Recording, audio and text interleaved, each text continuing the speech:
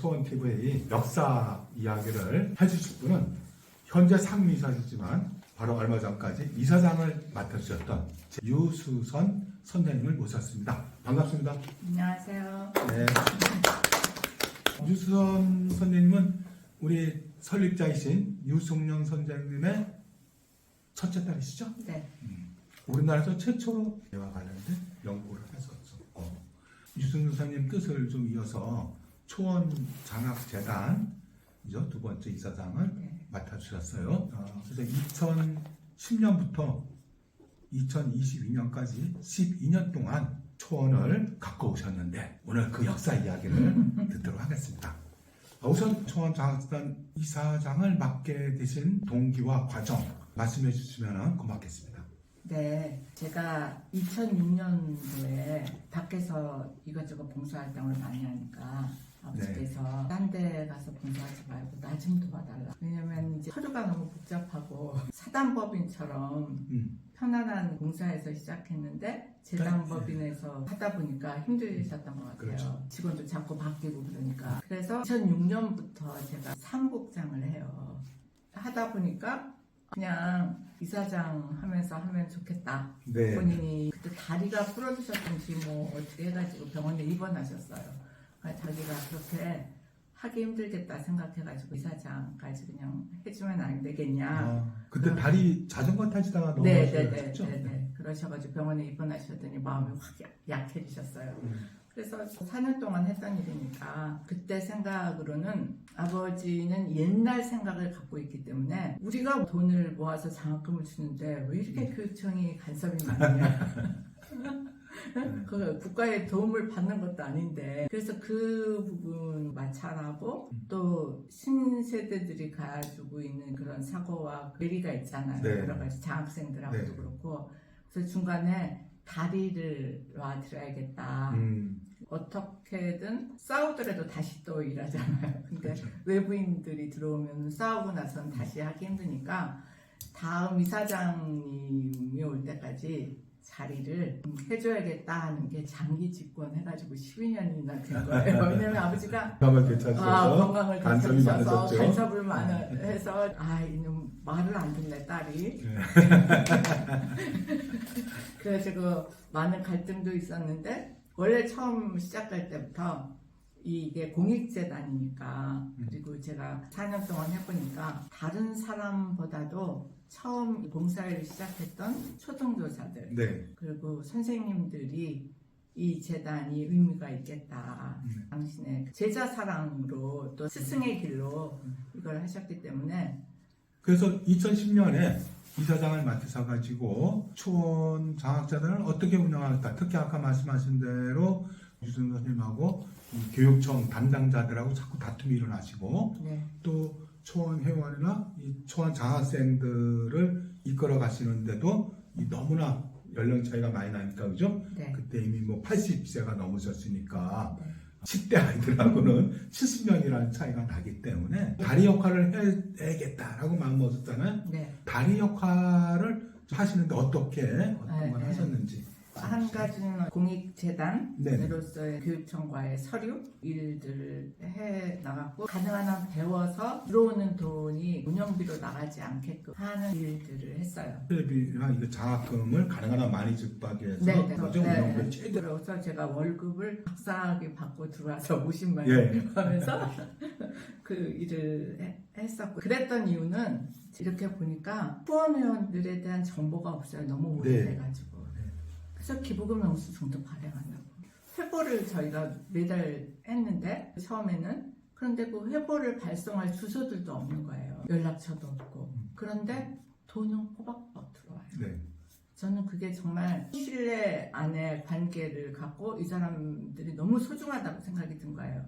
그러니까 월 1,000원씩 하는 사람부터 월 10만 원 하는 사람에 이르기까지.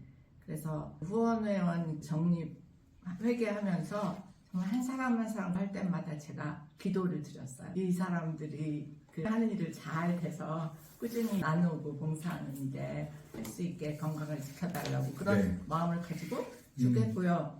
그게 옛날에 팀장들을 통해서 얘기가 나갔기 때문에 개별 주소라든가 그게 이런 걸 없어요. 갖고 있지 않았던 거죠. 저희는. 네. 하지만 선생님들은 매달 나오는 초원 회지를 보면서 이제 냈었고 거기서 믿음이 쌓였기 때문에 팀장들을 통해서 하는 것이 사라진 다음에는 네. 일반적으로 회비만 보내오지 그분들이 연락을 받거나 하진 않고 무조건 믿고 보내셨던 거죠. 네네. 그래서 기도를 그렇게 했어요. 했었군요. 네, 아이 감사합니다. 그 다음에는 그 개인 회비들 말고 아버지께서 나중에 네. 남은 거를 남겨서도 이렇게 후원하는 제도를 생각하셨죠. 개인장학금. 그분들 이렇게 보내주는 수를 보면요, 이 재단이 그냥 돈이 아니에요. 네. 그러니까 정말 감사의 마음이 모인 재단이구나. 네. 미처 돌려드리지 못한 사랑의 빛을 잊지 네. 않으려고 음. 쌓아 올린 기억의 재단이구나. 좋으신 말씀. 종교가 무엇이든지 받은 사랑에 감사하며 그 사랑을 그리워하며 갖고 가고 있는 마음의 고향이고 누구나 동참할 수 있는 사랑의 숲. 네. 정말 숲이구나. 네. 이런 생각을 하게 됐어요. 맞아요. 우리 단체는 종교가 다양하죠. 네. 선생님은 카톨릭이셨지만 개신교 분들도 많으셨고 특히 불교 분들 중에서도 많은 분들이 함께 있었고 이게 다양한 종교인들이 그 종교의 벽을 넘어서 우리 아이들한테 사랑을 나누는 그렇죠. 그런 사랑의 숲이다 네. 라고 예. 기정하시네요. 예, 자기가 받은 사랑을 기억하는 거예요. 네. 초등학교 선생님이든 부모든 그런 사람들의 기억을 하고 음. 그 십시일반 뭐 네. 3만 원 이상 네. 돈을 이렇게 내면서 개인 장학금의 숲을 만들어낸 거죠. 네. 그래서 되게 거룩하다고 느껴졌어요. 아, 그러셨어요. 네, 돈 얼마가 아니라 거룩한. 아버지가 항상 하실 때 초원은 초등교원을 줄인 초원. 네. 그래서 스승의 길이고 또 하나는 푸른 초장에 저를 늙게 하시고 하는 그 네. 시편 24세 그 초원이다. 푸른 초원의 초장. 그리고 이거는 사랑의 길이다. 네. 이렇게 얘기하셨거든요. 스승의 길과 사랑의 길이 모여서 같이 가고 있는 길이다. 네. 그런 생각을 해서 저는 일이라기보다는 감사하는 마음으로 봉사하는 마음으로 했죠. 네. 그 사회복지가 발달돼서 원래 했던 고아와 과부의 아이들은 전부 다 정부에서 다 해요. 네. 네. 그러다 보니까 그 조건만 맞추면은 장학금을 줄 애들이 없는 거예요. 네.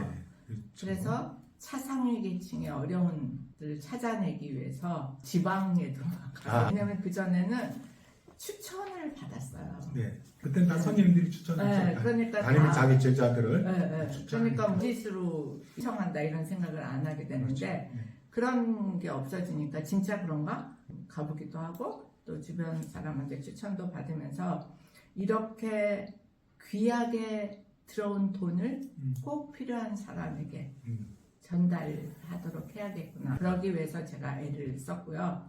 또 하나는 연수회 때 아버지는 옛날 분이니까 누구를 초청해가지고 강의를 듣는 거를 바라셨는데 그 학생들 안에 있는 것을 끄집어내서 나누는 것이 더 좋은 방식이라고 그래서 연수회의 방법을 바꾸는 일을 네. 했어요.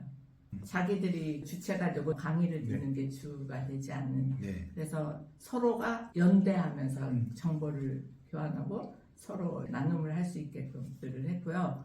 그 다음에는 사랑의 길이 있다고 네. 해서 이게 처음 네, 봉사회가 사랑의 하던 거거든요. 네. 어려운 사람들의 자립이나 그런 거를 주기 위해서 그래서 그런 걸로 왜냐면 장학재단은 할 일이 별로 없어요. 네. 루틴해요. 봉사회 일로 돈이 나오진 않지만 건물 자체도 훌륭한 거죠. 건물을 무상으로 하는 것을 정관에 있기 때문에 그걸 이용해서 예전에 교육을 제대로 못 받은 사람들, 어렵게 지내는 사람들, 힘든 사람들, 그 사람들이 와서 이 건물을 사용해서 정신적이든지 정서적으로 그 도움을 받고 그럴 수 있도록 늘품이라는 공동체를 운영했어요. 늘품 공동체. 네.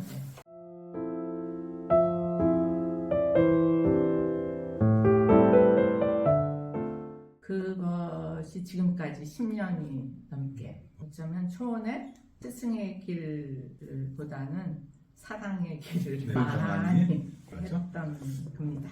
언제 무슨 그게 박사를 받으신 거죠? 제가 88년 2월에 고대에서 문학 박사를 받았죠. 그리고 인지과학 분야예요. 아, 인지과학. 네. 인지과학이 네 아닌가요? 아니요.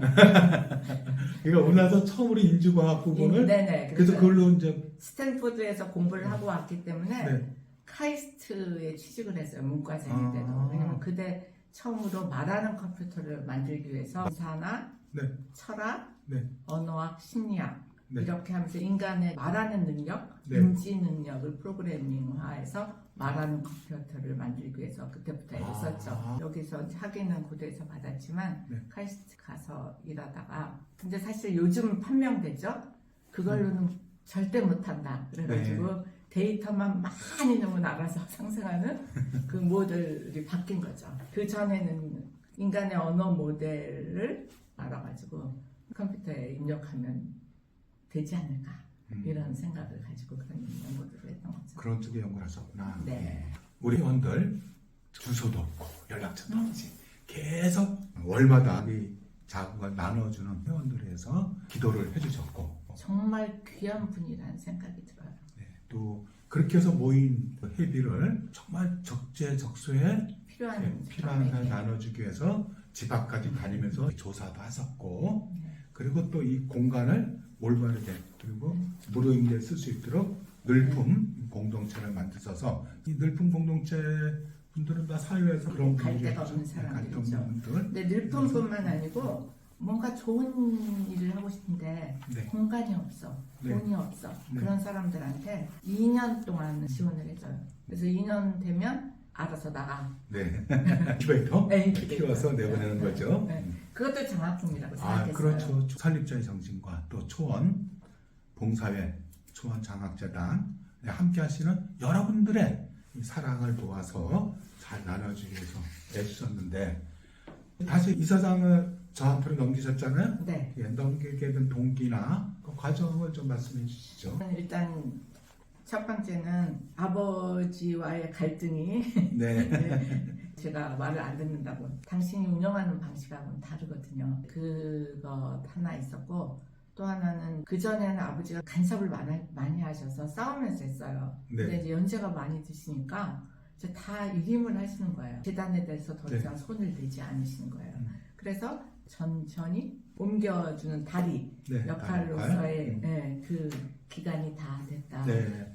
누가 이제 들어와서 하도 당신이 아버지의 그거와 상관없이 잘 하실 수 있겠다고 생각하는 게 한 가지 있었고요. 네. 두 번째는 그 사람이 제가 생각한 것처럼 초등교원이나 교사들이 와서 이 일을 한다 그러면 되게 의미 있게 잘 돼서 그러겠다 생각. 이사장이 그러셨기 때문에 기꺼이 하고서 얼른 여기를 이제 써놔서 자유인으로 살려고 했는데 아직 이게 잘못이죠. 50만 원, 뭐 100만 원 갖고 이런 일을 다 하는 또 다음 쉽지 않죠. 사무원을 구하기가 쉽지 않죠. 네, 사장님이 이 일들을 잘 세팅할 때까지 아직 여기 내가 빚이 남아 있는구나. 그때까지 사무일을 도와드려야 되나 보다. 이러고서 상임이사로서 사무일을 맺고 있습니다. 네, 하여튼 참 감사하고 죄송하고 그렇습니다. 새로 오신 분이 사무일을 맡아서 오는 날이 빨리 오기를 네. 저도 기도하고 네. 같이 기도해 주시고 그러면 좋겠습니다. 끝으로 아버님하고 유승은 선생님하고 여러 가지 갈등도 많이 있었고 또 그걸 잘 이렇게 이해를 했었을 텐데 일찍이 추모로 다가오는데 오늘 따님으로서 아버님한테 드리는 영상 편지 부탁드리겠습니다. 영상 편지는 아니고요. 네. 시간이 갈수록 정말 대단한 분이었다는 생각이 들고 자기 말대로 골동품이었다는 생각이 들고 그리고 정말 실천가였다라는 생각이 들어요. 하나하나 구체적인 이해를 다 드릴 수 없는데 정말 따뜻한 마음을 가진 자기와 같이 어려운 환경에 있는 학생들이나 사람들에 대한 연민이 가득하셨고 그거를 몸으로 실천해서 사랑하셨고 그리고 제가 늘품 이런 걸 한다고 처음에는 이해를 못하셨지만 네. 나중에는 회관이 천사들의 집이 됐으면 좋겠구나. 네. 그런 어려운 사람들이 천사구나. 이러셨어요. 네. 지나보면은 아버지가 나와 좀 많이 갈등했지만 나의 진정한 후견인이었고 또 내가 알게 모르게 이런 삶을 살도록 가르친 네. 삶으로 가르친 스승이었구나 이런 생각을 하게 됐습니다. 감사합니다 아버지. 참, 예. 저도 뭐 선임하고 78년 9년 그때부터 쭉 옆에서 보고 심부름하면서 느낀 게 정말 이분의 그 생각이 참 맑고 우리 사회에 꼭 필요한 그런 또 그걸 실천하세요. 네. 네, 그래서 생각과 실천을 하나로 이렇게 해오신 그런 분이시죠. 그래서 골동품이라는 게 뒷사람들이 어떻게 하냐에 따라서 골동품이 깨지고 그냥 버려질 수가 있고 또 뒷사람들이 이거를 잘 다듬고 하면은 보물이 될 수가 있고 상임이사님이나 저나 또 우리 회원들은 김이라는 분이 만들어낸 하나의 골동품을 우리가 어떻게 잘 더 다듬고 갈고 해서 정말 우리 사회의 보물이 그리고 더 나아가선 전 세계의 보물이 될 수 있도록 애써봐야 될 것 같습니다. 그게 우리 욕심대로 되는 건 아니지만 그냥 저는 최소한 하시는 데까지는 그렇게 하고 있습니다. 골동품이 보물이 될 때까지. 네. 자, 이상 마치겠습니다. 감사합니다.